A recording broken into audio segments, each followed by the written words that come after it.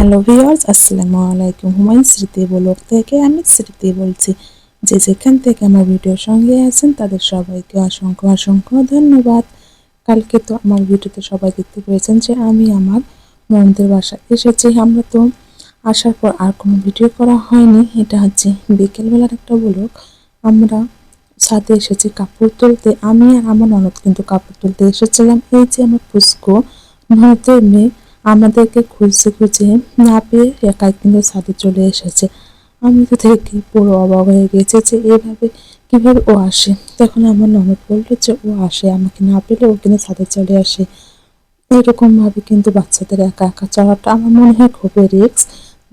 কেননা আমার ননদের যে সেটিগুলো এগুলো কিন্তু একেবারে চিকন এবং এখানে কোনো কিন্তু এলিন দেওয়া নেই।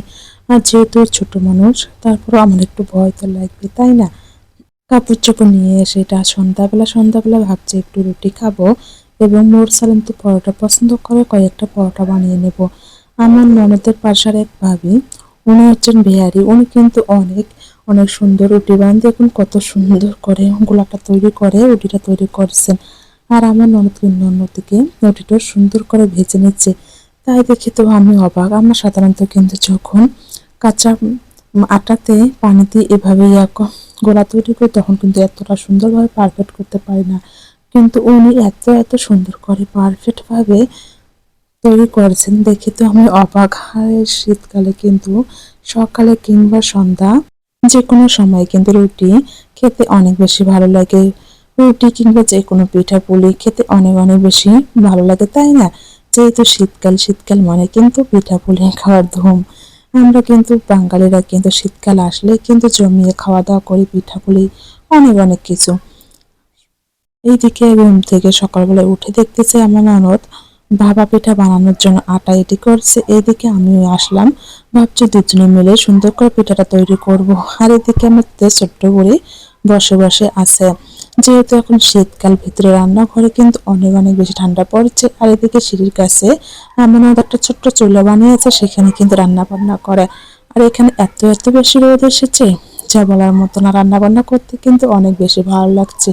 আর আমার ননদ কিন্তু আজকে প্রেশার কুকারে পিঠাগুলো তৈরি করেছে। এভাবে কিন্তু খুব সহজে পিঠা বানিয়ে নেওয়া যায়, কিন্তু অনেক অনেক অল্প সময়ের মধ্যে পিঠাগুলো তৈরি হয়ে যায়। এখন পর্যন্ত কিন্তু মোরসাইন এবং মেহেদি ঘুমাচ্ছে, ওরা কিন্তু ওঠেনি। ওদেরকে এখন ডেকে তুলবো, কেননা ভাপা পিঠাটা কিন্তু গরমে গরমে খেতে অনেক অনেক বেশি ভালো লাগে। আর মোরসাইন কিন্তু একেবারে যে গুড় কিংবা আমরা যে নারকেল দিয়ে পিঠা তৈরি করে সেটা কিন্তু খেতে একবারেই পছন্দ করেন। ও কিন্তু শুধু যে সাধারণটা বলতে শুধু আটা দিয়ে যে ভাপা পিঠাটা তৈরি করা হয় সেটাই খায়। ওর জন্য কিন্তু আমরা একটা গুড় ছাড়াই পিঠা তৈরি করলাম এবং আমাদের জন্য গুড় দিয়ে পিঠা তৈরি করলাম। পিঠাগুলো বানাতে কিন্তু একেবারে কম সময় লেগেছে, এত তাড়াতাড়ি হচ্ছে যা বলার মতো না। এখানে জাস্ট শুধু পানিগুলো গরম করলে হয়ে যাবে। এই তো আমাদের মাইক সিস্টেমের ভাপা পিঠা, দেখতে কতটা কিউট লাগছে, তাই না? অনেক অনেক সুন্দর হয়েছে, খেতে কিন্তু দারুণ। শীতকালে এরকম পিঠা খেতে অনেক অনেক বেশি ভালো লাগে। এখন আমরা সবাই মিলে জমিয়ে খাওয়া দাওয়া করব। এদিকে কিন্তু মোরসাইনা ঘুম থেকে উঠে পড়েছে, ওকে আমি কিন্তু রুমের মধ্যে পিঠা দিয়ে এসেছি। আমার মতো শীতকালে এরকম পিঠা খেতে কে কে পছন্দ করেন অবশ্যই কমেন্টে জানিয়ে দেবেন। এদিকে কিন্তু মাসকুড়াকেও একটা পিঠা দেওয়া হয়ে গেল। পিঠা বানিয়ে কিন্তু আমরা ওই একই চুলায় কিন্তু রান্না বান্নাটা শুরু করে দিয়েছি। এদিকে আমরা কিন্তু ননদ ভাবি দুজন মিলে রান্না বান্নাটা করতেছি।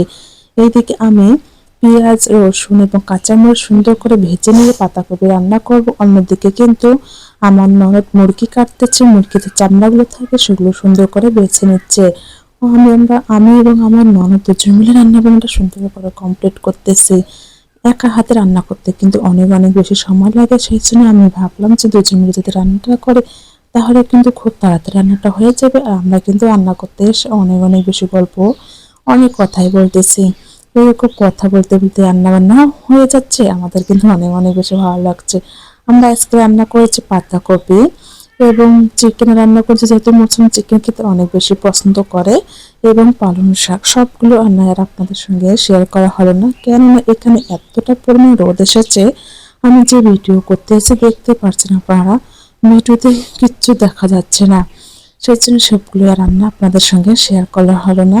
যারা এখন পর্যন্ত আমার ভিডিওর সঙ্গে আছেন কিন্তু একটা লাইক করতে বলে গেছেন, প্লিজ একটা লাইক কমেন্ট সাবস্ক্রাইবার করবেন। সবাই ভালো থাকবেন। আল্লাহ হাফেজ।